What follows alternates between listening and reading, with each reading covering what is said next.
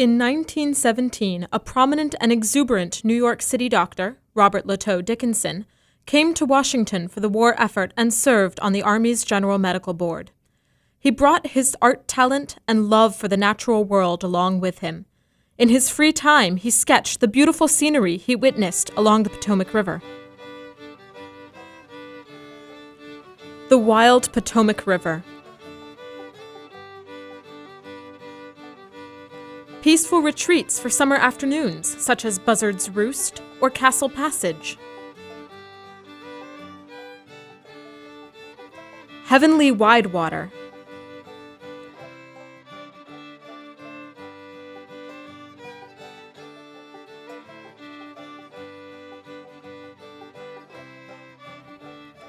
It's a short and lovely walk along the towpath from Widewater to Great Falls and Loch Tavern.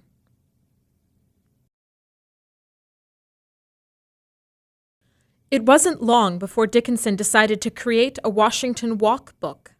He had recently finished illustrations for a New York walk book, which is still in print today. But Dickinson was new to Washington and thus reached out to the area's nature lovers and trekkers, such as Harry Shannon and, later on in the 1930s, Robert Shostak. Shannon wrote a hiking column for the Evening Star newspaper under the pseudonym The Rambler. Shannon probably advised Dickinson on areas to hike and personally guided him to Prospect Rock, a wonder of the Potomac world on the Virginia side of the river. We have archival photos showing their visit to the famous rock. A second drawing of the rock, which juts out over the Potomac at a height of 260 feet, shows a professor's wife, Mrs. Agnew, along for the adventure. She's identified as the cook and probably prepared the picnic. R.L.D's other sketch shows wafting smoke indicating a campfire. Later on, after his tour of duty in Washington, Dickinson connected with another avid outdoorsman, Robert Shostak, who wrote hiking columns for the Washington Post and led weekend hikes. Shostak drew maps for his hikes, which overlap with many of Dickinson's treks and drawings.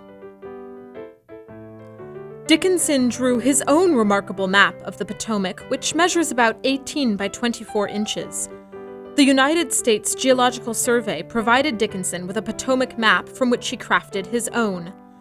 The Dickinson map stands a rare artifact for historians as well as nature lovers and has been reproduced in the book A Washington Sketchbook, a book about Dickinson's drawings, in order to make it available to today's hikers and appreciators of Washington's unique beauty.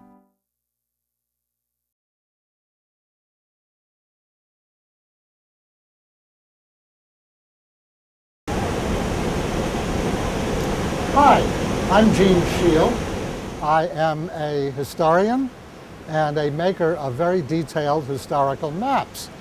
We are standing right by Great Falls in what was once Loudoun County, Virginia, and I am from Loudoun. We're standing looking at the Potomac River, and I should say that Potomac is an Algonquian Indian word meaning place where people traded, or great trading place. We're here because we are illustrating one of the finest pieces of cartography ever drawn about this area. He has surveyed this area in an era when trespassing signs were not known. And on that map you will find little notes such as where the best beaches are, places to swim. I recall one note noting that if you crawl in a culvert underneath the Chesapeake and Ohio Canal, you can reach a good fishing and swimming place. There are also little notes that give you the tenor of the times. The word Hitaffer appears on the map, for instance, a German name, which I would call Heidefer. But he tells us in a little note that here it is pronounced Hey Tafur. And so we have these wonderful emblematizations on this map of culture of the Potomac region of that time. Dickinson never completed his walkbook because the war ended and he returned to his career in New York. In 1951, he donated his binder of drawings and a bit of manuscript to the Library of Congress, where 60 years later they were rediscovered. Today, the drawings are available online through the Library of Congress or through the sketchbook published by Chesapeake Book Company and supported by various foundations and Washington area residents.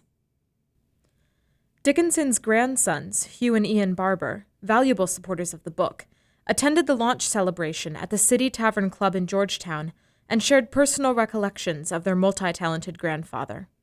So I will say quickly here that Robert L. Dickinson was both the artist and the doctor, the marriage counselor to 1,000 marriages, and in other ways a very fascinating person. So I knew him for about a decade. He'd left his medical practice, and my experience of him was mostly at Squam Lake. And he did things with me like canoeing. He loved to canoe along the edge of that rocky lake and look in the water. And that is deeply, deeply, deeply embedded in me. I love still water, and my first boat was called Still Waters.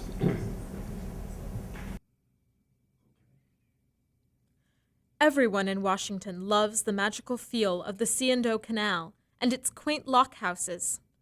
We feel its historic quality and experience awe at its remarkable, ever-changing landscapes such as Widewater and Great Falls. Most of Dickinson's drawings in his collection offer scenes along the Potomac River, for he personally loved hiking and the outdoors. He felt connected to a higher power in the universe and often looked at landscapes before exclaiming with joy, "Glory to God!" Dickinson delighted in the summer camps he discovered above Great Falls. They reminded him of his vacations in New York's Adirondacks. Dickinson's hand-drawn map documents these places, one called Tent City. Gilbert Grosvenor wrote in National Geographic of the times that people who worked in Washington all summer moved their whole families to tents and shacks on the banks of the river above the city. The white-collar employees would shave in the river in the morning and paddle down to Georgetown to catch the streetcar to work. Cabin John Bridge is a Washington icon. It's a single-lane bridge causing traffic on either end to wait for one side to pass through before the other side takes its turn. The bridge is old and historic, with remarkable masonry work. And although its wilderness presence has been somewhat marred by the highway built under it after World War II, engineer and Civil War officer Montgomery Meigs built the bridge between 1853 and 1861 as a water conduit to the city. During World War II, Conduit Road was renamed MacArthur Boulevard to conceal the location of the city's water supply.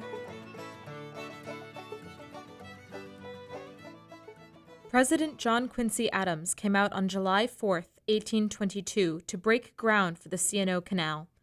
The canal was intended to connect the Potomac River to the Ohio River Valley and the western frontier of the United States at that time. The C&O always had financial trouble and officially closed in 1924. The FDR administration purchased the land with the intent to preserve its natural beauty and historic importance. Preserving the canal also created jobs during the Depression.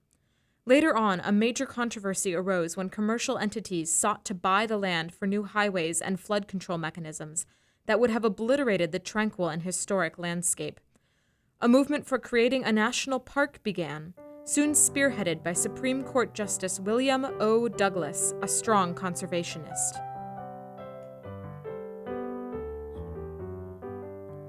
Justice Douglas was an avid walker, naturalist, and hiker. He challenged the editors of the Washington Post to come out and hike the canal with him. They started in Cumberland, Maryland in March 1954, and ultimately they editorialized that this stretch of Potomac riverfront should ever be protected in our national park system. Even though protected by its national park status, the C&O Canal still needs outside funds and volunteerism from conservancy groups for its upkeep. The stretch of 185 miles of country from Washington, D.C. to Cumberland, Maryland, is one of the most fascinating and picturesque in the nation. The river and its islands are part of this charm. The cliffs, the streams, the draws, the benches and beaches, the swamps are another part. The birds and game, and blaze of color in the spring and fall. The cattails in the swamp, the blush of buds in late winter. These are also some of the glory of the place. It's a refuge, a place of retreat, a long stretch of quiet and peace at the Capitol's back door, a wilderness area where we can commune with God and with nature, a place not yet marred by the roar of wheels and the sound of horns. And ultimately that's what happened. In 1961, the C&O Canal was protected as a national monument, and then in 1971 it was designated as the Chesapeake and Ohio Canal National Historical Park. The C&O Canal Trust was established in 2007 as the official friends group for the C&O Canal National Historical Park. And so the trust is looking to enhance those visitor amenities and opportunities while at the same time protecting the resources and assisting the National Park Service to do some things that it can't do for itself. In this era of budget cuts to the federal budget, this is a great opportunity for the people who come and visit this park and love this park and appreciate what it has to offer to give back to the park.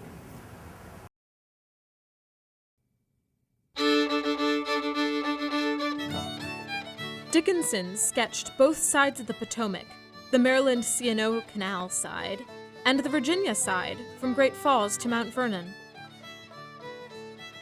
He gave us historic views of Chain Bridge and adjacent Windy Run. The Fairfax County Park, known as Scott's Run, with its rare hardwood forest and in springtime abundant wildflowers.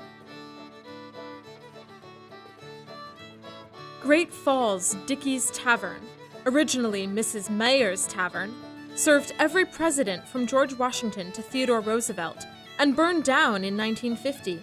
The chimney remains.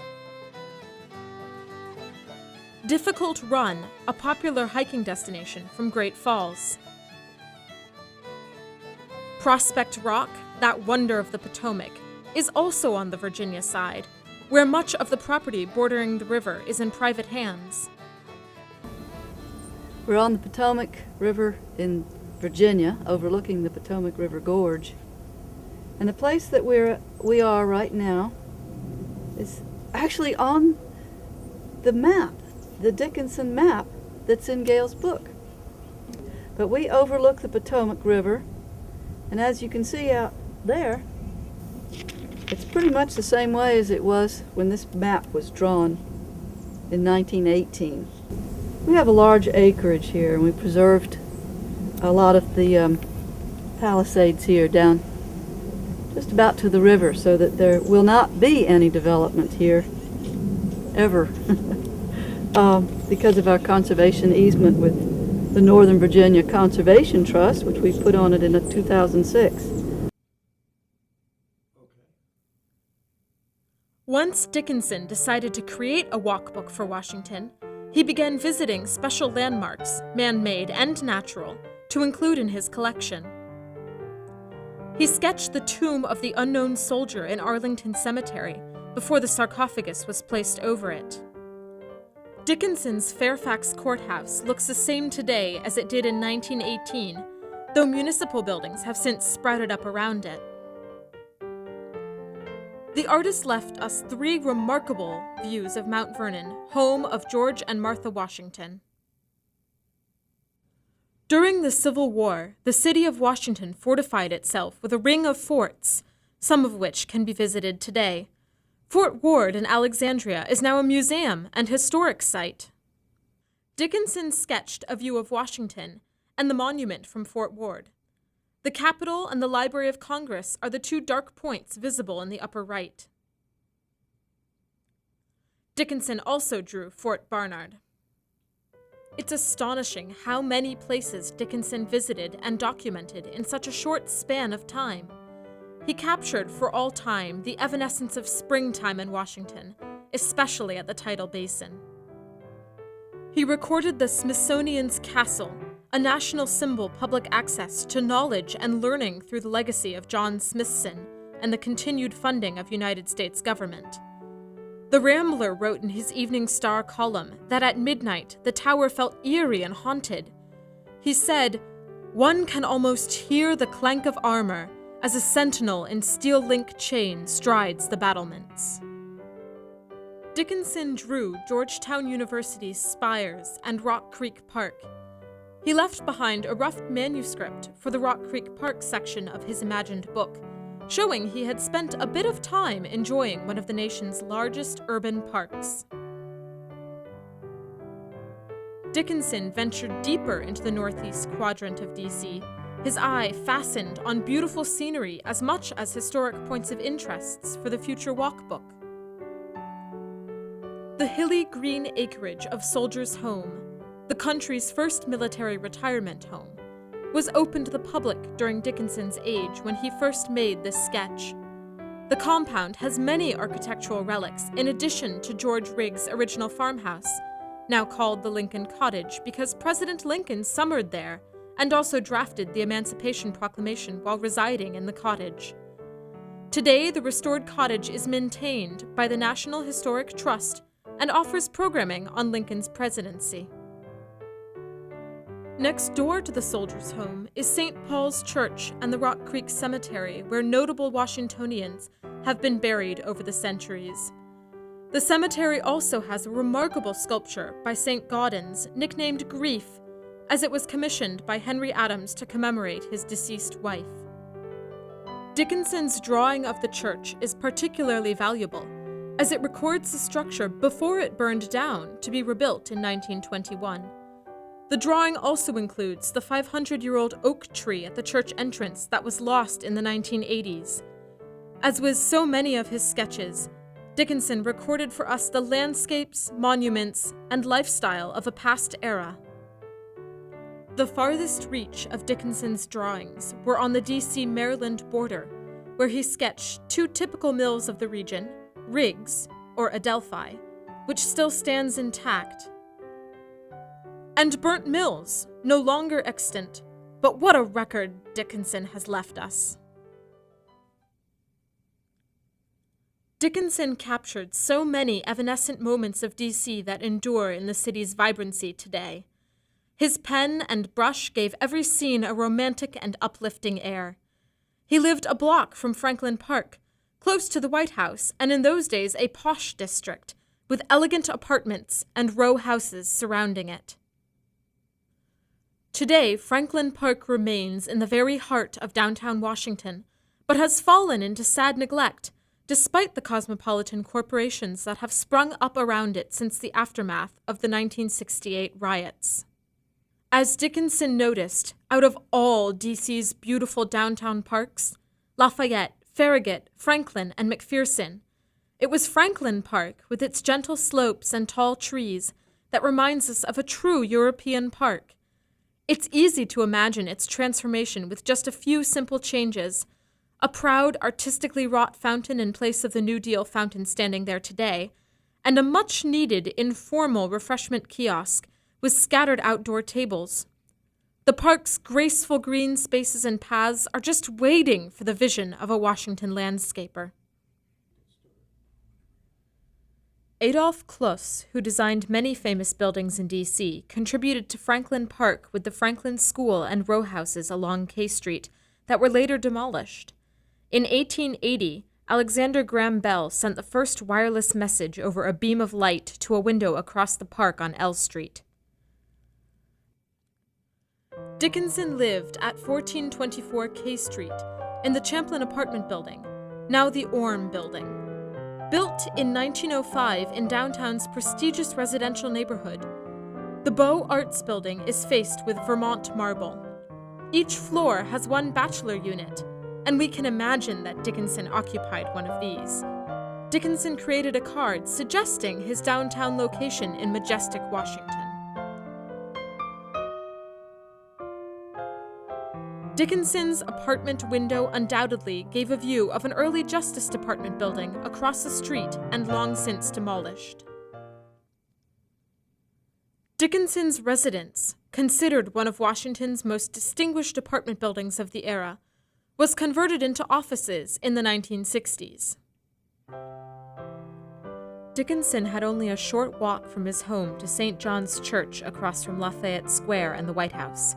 From all his euphoric writing, we know that Dickinson was a deeply spiritual man and practicing Episcopalian.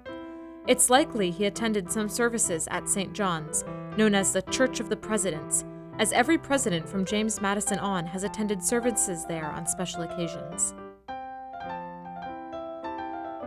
Washington's leading architect, Benjamin Henry Latrobe, designed the church in the early 1800s. He said of his work, "I have completed a church that has made many Washingtonians religious who had not been religious before." The belfry was added in the 1820s, and the stained glass windows, designed by Chartres curator Madame Vauve-Lorraine, were installed in 1833. Washington's Taft Bridge is another city icon. It soars gracefully over Rock Creek Gorge and connects downtown to the more suburban northwest neighborhoods of the city, such as Woodley and Cleveland Park.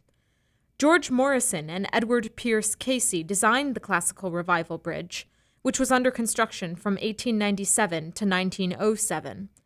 Its original name was the Connecticut Avenue Bridge, but during construction got nicknamed the $1 Million Bridge as its costs kept escalating. Later, when President Taft crossed the bridge as part of his regular exercise routine during his tenure as Chief Justice, it became the Taft Bridge in honor of him.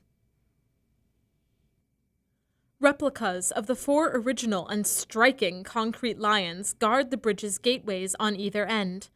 24 lampposts adorn the bridge, designed by Ernest Bairstow in 1906. Cast iron eagles with spread wings top each lamp, lending dignity to the elegant bridge. Dickinson's sketches of Taft Bridge show his usual idyllic romanticism and poetic license with scale and accuracy. The white building with a red-tiled rooftop at the end of the bridge still stands, but is quite different in appearance. Dickinson recorded a historic day in his Taft Bridge drawing of April 1918. The government had organized a Liberty Bonds drive to support the war effort. To promote sales, the Army tank Britannia put on a patriotic demonstration, climbing the hill of Rock Creek Gorge and crushing trees in its path. Dickinson wrote on his drawing that 60,000 people looked on from the bridge, and a boy falls into the river. The airplane above was reported in the Evening Star afterwards with this headline, "Tank and Airplane in a Day of Thrills." What a remarkable man Robert Dickinson was. Besides being a leading and transforming medical force in women's health, he helped found Planned Parenthood. He left his nation's capital a treasure trove of historical information and visual inspiration about the city. He shared for generations to come his joy in Washington's natural and man-made beauty, which deepens our own appreciation and experience when strolling the canal or hiking the region's trails. Dickinson's gift also serves as a tribute and impetus to Washington's long-standing strong preservation tradition. We need only look at his drawings to want to contribute to maintaining and improving our parks and monuments.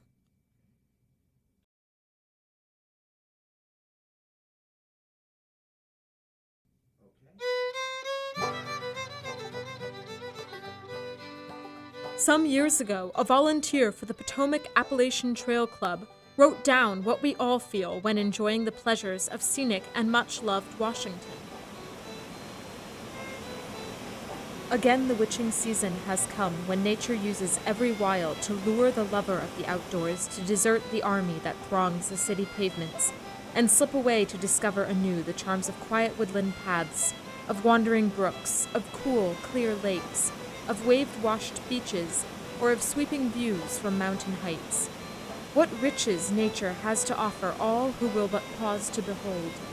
And even the richest in worldly possessions is poor in spirit if there is nothing in him that rises in wonder and admiration at the changing panorama of the seasons.